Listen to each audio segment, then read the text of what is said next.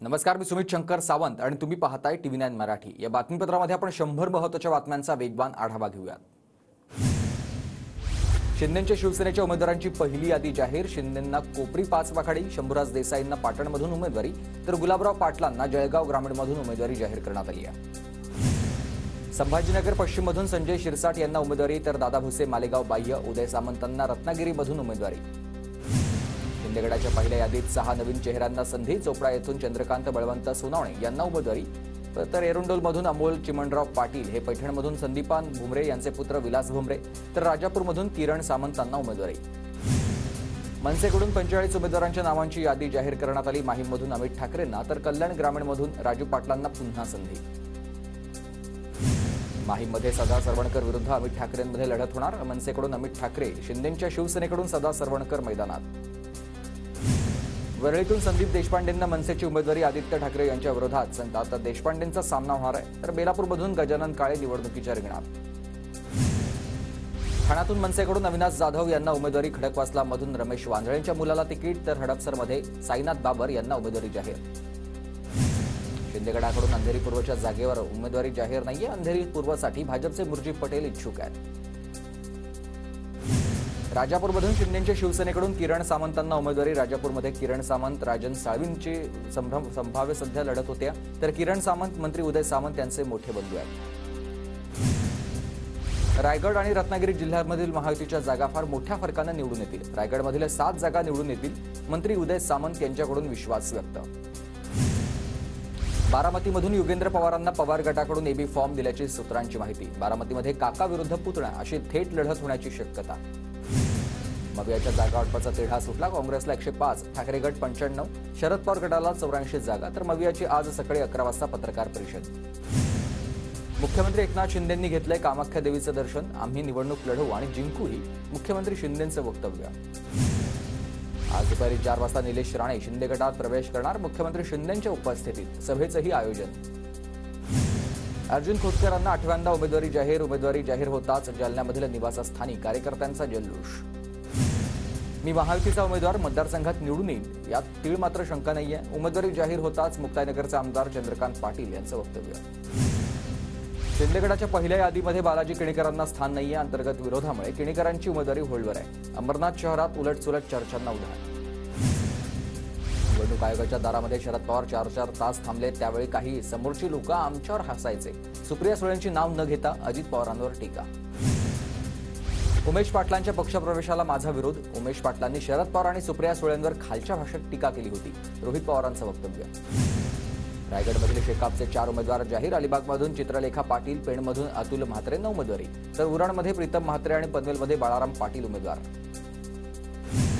कोथरूड विधानसभेसाठी मनसेकडून किशोर शिंदेंना उमेदवारी। सलग 4थ्यांदा निवडणुकीच्या आखाड्यामध्ये। फडणवीस आणि बावनकुळे एकाच दिवशी अर्ज दाखल करणार। दोन्ही नेते 28 तारखेला अर्ज भरणार। 24 तारखेला मनोज जरांगे निवडणुकीसाठी इच्छुकांच्या मुलाखती घेणार। जिल्हा न्याय बैठका घेऊन इच्छुकांच्या मुलाखती होणार। सगळ्या जातीचे उमेदवार देणार, प्रस्थापितांना पाडणार, मनोज जरांगे यांचं वक्तव्य। पवार गटाचे खासदार बजरंग सोनावणे यांनी घेतली जरांगेंची भेट। जरांगेंच्या तब्येतीची विचारपूस करण्यासाठी कौटुंबिक भेट घेतल्याचं वक्तव्य। पूर्व नागपूर मतदारसंघात महायुतीमध्ये बंडखोरी। राष्ट्रवादी अजित पवार दादा गटाकडून बंडाचा झेंडा तर दादा गटाच्या महिला आयोगाच्या सदस्या भाभा पांडे उद्या अपक्ष उमेदवारी अर्ज भरणार आहेत। अजित पवार गट घड्याळ चिन्हावर विधानसभा निवडणूक लढणार। शरद पवार गटाची चिन्ह स्थगितीबाबतची याचिका सुप्रीम कोर्टानं फेटाळली आहे। कोळीवाड्यांचं क्लस्टर डेव्हलपमेंट होऊ देणार नाही। कोळीवाड्यांमधील घरं जशीच्या तशी अधिकृत करणं गरजेचं आहे। आदित्य ठाकरेंची गावठाण। कोळीवाड्यांच्या मुद्द्यावर स्पष्ट भूमिका। नवी मुंबई भाजपमध्ये बंडखोरी। संदीप नाईकांच्या हाती तुतारी। भाजपनं बेलापूरमधून मंदा म्हात्रेंना उमेदवारी दिल्यानं संदीप नाईक नाराज।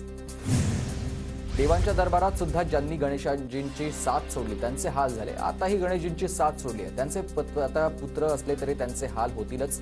सुधीर मुनगंटीवार यांचा संदीप नाईक यांना इशारा। सोलापूरमधील 4ही जागेबाबत अद्याप कुठलाच निर्णय नाही। शिंदेगडाचे सोलापूर जिल्हाध्यक्ष महेश चिवटेंची माहिती तर सोलापूरमधील जागांविषयी मुख्यमंत्र्यांसोबत चर्चा करणार। अनिल वडपल्लीवार यांच्या पोलीस सुरक्षेबाबत कायद्यानुसार निर्णय घ्या। नागपूर खंडपीठाचे पोलीस आयुक्तांना निर्देश आहेत। दरम्यान आयोजकांना आता विरोध केल्यामुळे सुरक्षा मिळावी यासाठी अनिल वडपल्लीवार यांनी कोर्टात याचिका केली आहे। ठाकरे गटाचे माजी आमदार सुजित मिंचेकर निवडणूक लढण्यावर ठाम आहेत. हातकणंगले मतदारसंघातून लढणार, सूत्रांची माहिती. बिग बॉस फेम अभिजित बिचुलेंनी साताऱ्यामधील जावळी विधानसभेसाठी अर्ज दाखल केलाय. शिवेंद्रराजे भोसलेंच्या विरोधात चौथ्यांदा बिचुले निवडणुकीच्या रिंगणात.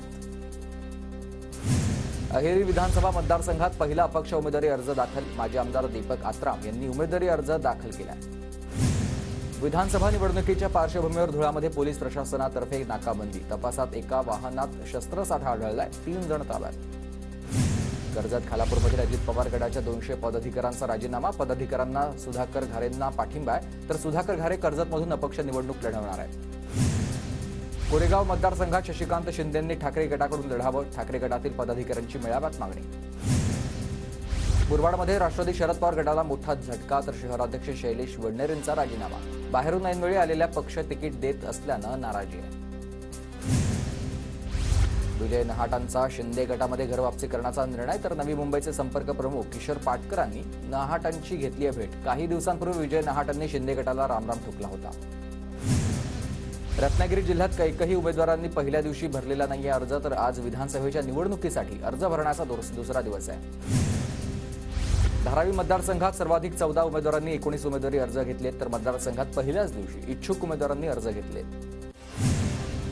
भातसा जलाशयाच्या पाणलोट क्षेत्रामुळे आता क्षेत्रात गढूळ पाणी येत आहे आणि मुंबई उपनगरामध्ये गढूळ पाणी पुरवठा आहे. नागरिकांकडून तक्रारी. मुंबईकरांना पाणी गाळून वापरण्याचं आवाहन. दिवाळीनिमित्त प्रवाशांच्या सोयीसाठी दादर काजीपेठ विशेष रेल्वे सेवा. विशेष रेल्वेगाडी 28 नोव्हेंबर ते 30 जानेवारी दरम्यान चालवण्यात येईल.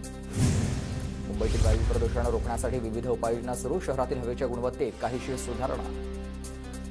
मुंबईत गुन्हे शाखेकडून इंटिमेशन ज्वेलरीच्या व्यवसायाच्या आडून सुरू असलेल्या ई-सिगारेट विक्रीचा पर्दाफाश. 30 लाखांचा ई-सिगारेटचा साठा जप्त करण्यात आला. लोकमान्य टिळक मार्ग पोलीस ठाण्यात गुन्हा दाखल आहे. पुण्याहून बँकॉकसाठीची सेवा येत्या 22 नोव्हेंबरपासून सुरू होणार आहे. 27 ऑक्टोबरचा मुहूर्त हुकलाय, तर आठवड्यामधून बुधवार, शुक्रवार आणि रविवार अशा 3 दिवसांसाठी विमान सेवा.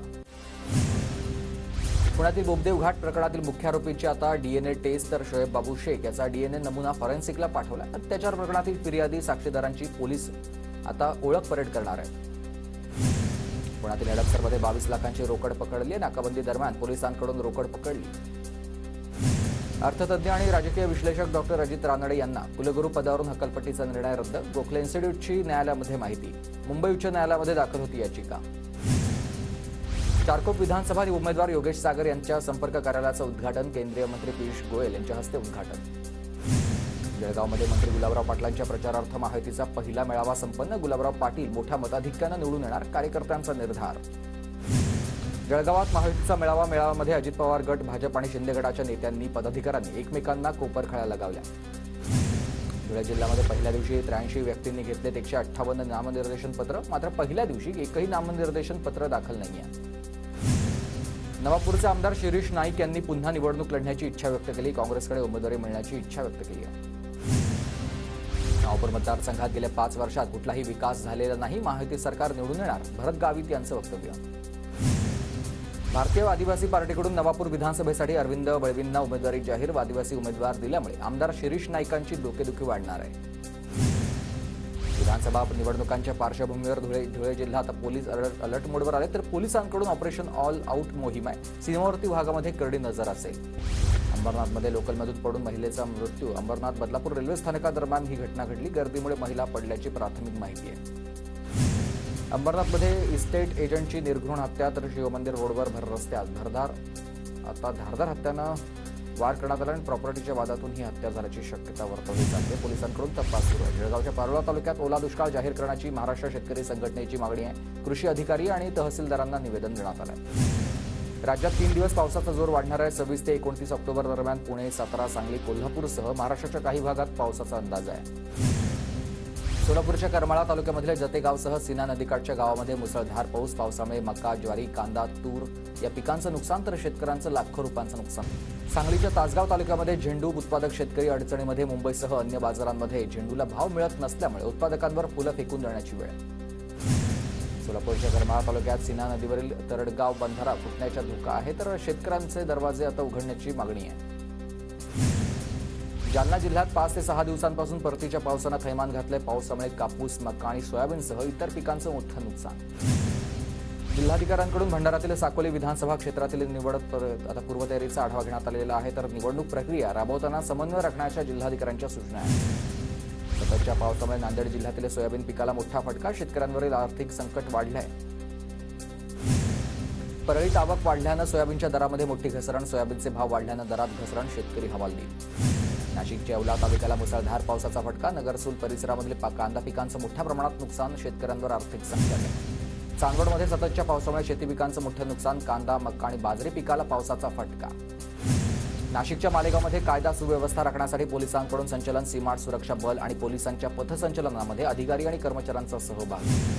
नागपूरच्या मध्ये शालिमार एक्सप्रेसचे 2 डबे रुळावरून घसरले, एक्सप्रेसचा वेग कमी असल्यानं मोठी दुर्घटना टळलेली आहे. एकता कपूर, शोभा कपूरला पोलिसांकडून नोटीस, अल्ट बालाजीवरील वेब सिरीजवरून एक पोक्सोचा गुन्हा दाखल झाला, तर अश्लील दृश्यात अल्पवयीन मुलीचा वापर करण्यात आल्याचा तक्रारदाराचा आरोप आहे. पावसामुळे यावर्षी फटाके व्यवसायाला फटका, राज्यातील काही भागात अवकाळी पाऊस, आता किरकोळ विक्रेते फटाके घेण्यासाठी येतच नसल्यानं घाऊक व्यापारी चिंतेत आहेत. केंद्र सरकारकडून तोट्यात असलेल्या आता पवनहंस या सरकारी कंपनीच्या पुनरुज्जीवनाच्या सकारात्मक हालचाली सुरू झाल्यात. भारतीय बनावटीच्याच 10 ध्रुव हेलिकॉप्टरनं कंपनीचा ताफा सुसज्ज केला जाणार आहे. मुंबईच्या हवाई वाहतूक नियंत्रण कक्षाची क्षमता वाढवण्यासाठी नव्या जागेची चाचपणी सुरू आहे. इंदिरा या प्रणालीसाठी सहारामधील STS मनोऱ्यामध्ये चाचपणी सुरू आहे. देशभरात 24 तासामध्ये विमानात बॉम्ब ठेवल्याच्या 80 अफवा, तर 9 दिवसात विमान कंपन्यांचं 600 कोटी रुपयांचं नुकसान. धर्मनिरपेक्षता हा राज्यघटनेच्या मूलभूत रचनेचा भाग आहे. प्रस्ताविकेत शब्दांच्या समावेशाबाबत सर्वोच्च न्यायालयाचा महत्त्वपूर्ण निर्वाळा. गुजरातमधील गांधीनगरमध्ये बनावट जजला अटक, वादग्रस्त प्रकरणामध्ये निर्णय देऊन 100 एकर जमीनही बळकावली. अनिल देशमुखांशी संबंधित 100 कोटी कथित वसुली प्रकरणामध्ये सचिन वाझेला जामीन मंजूर झाला. जामिनाच्या अटीशर्ती विशेष PMPLA कोर्टाला निश्चित करण्याचे हायकोर्टाचे निर्देश आहेत. झारखंडमध्ये काँग्रेसच्या पहिल्या यादीमध्ये 21 उमेदवार, 17 पैकी 15 आमदारांना तिकीट, तर आलमगीर तुरुंगामध्ये आणि एकटे उमाशंकर पाठक अद्याप होल्डर आहेत. हरियाणाचे DGP आहेत शत्रुजीत कपूर यांचा आता लॉरेन्स बिश्नोईवर कठोर कारवाई करण्याचा इशारा आहे. तर GDPंनी पंचकुलामध्ये माध्यमांशी संवाद साधलेला होता. रशियात मोदी पुतीन यांची गळाभेट आणि हस्तांदोलन, मोदी आणि पुतीन यांच्या उपस्थितीत दोन्ही देशांची द्विपक्षीय चर्चा.